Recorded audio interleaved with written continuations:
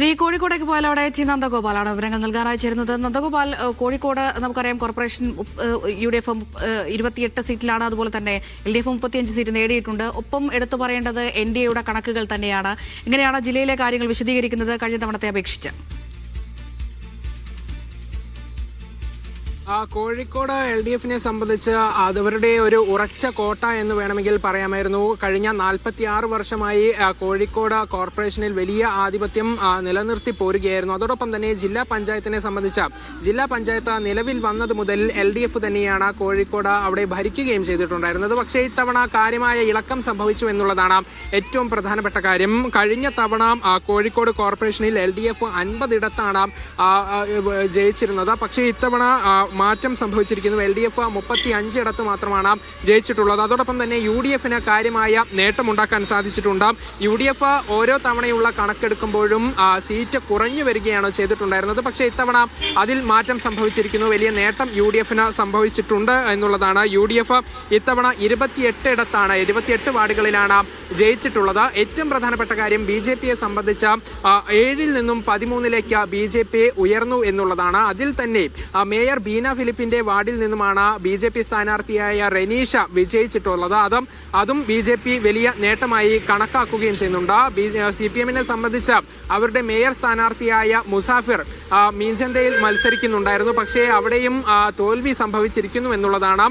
കോൺഗ്രസിനും സമാനമായ രീതിയിൽ ഒരു തിരിച്ചടി സംഭവിച്ചത് പാറോപ്പടിയിൽ PM നിയാസിന്റെ കാര്യത്തിലാണ്. മേയർ സ്ഥാനാർത്ഥിയായി കോൺഗ്രസ് കണക്കാക്കിയ വ്യക്തിയായിരുന്നു. പക്ഷേ പാറോപ്പടിയിലും സമാനമായ രീതിയിൽ തിരിച്ചടി സംഭവിച്ചിരിക്കുന്നു എന്നുള്ളതാണ്. അവിടെ നേരത്തെ KC ശോഭിത കോൺഗ്രസിന്റെ പ്രതിപക്ഷ നേതാവായിരുന്നു കൗൺസിലിൽ.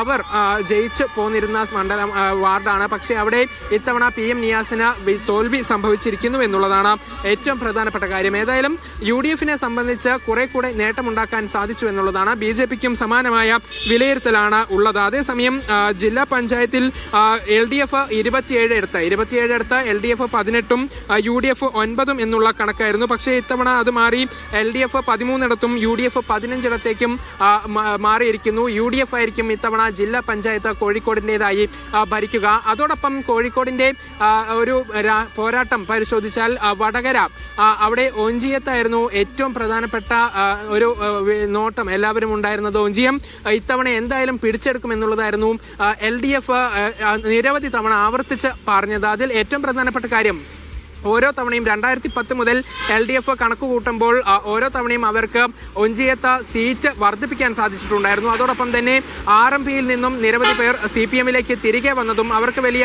ആത്മവിശ്വാസം നൽകിയ കാര്യമാണ്. പക്ഷേ ഇത്തവണ ഒഞ്ചിയത്ത് വലിയ തിരിച്ചടിയാണ് CPMന് LDFന് ഏറ്റിട്ടുള്ളത്.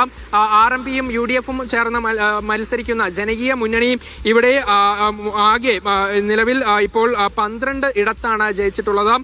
LDFന് 7 ഇടത്ത് മാത്രമാണ് ജയിക്കാൻ സാധിച്ചിട്ടുള്ളത്. അത് ഭരണവിരുദ്ധ വികാരമാണ്. അതോടൊപ്പം തന്നെ TP ചന്ദ്രശേഖരന് വേണ്ടിയുള്ള ഒരു വിജയമാണ് എന്നുള്ളത് RMP വീണ്ടും ഓർമ്മിപ്പിക്കുന്നുമുണ്ട്. അതേസമയം ഏറാമലയിലും 2010 മുതൽ തന്നെ RMP നിലനിർത്തി പോരുകയാണ്. ഏറാമലയും LDFന് ഇത്തവണ തൊടാൻ സാധിച്ചിട്ടില്ല എന്നുള്ളതാണ്. ഏറാമലയും ഒഞ്ചിയവും LDFന് വലിയ മത്സരം വിജയിക്കണമെന്ന നിർബന്ധമുള്ള ഒരു സ്ഥലമായിരുന്നു. പക്ഷേ ഇവിടെ തൊടാൻ സാധിച്ചില്ല എന്നുള്ളതാണ്. അതേസമയം അഴിയൂര് UDF നിലനിർത്തി പോരുന്ന സ്ഥലമാണ്.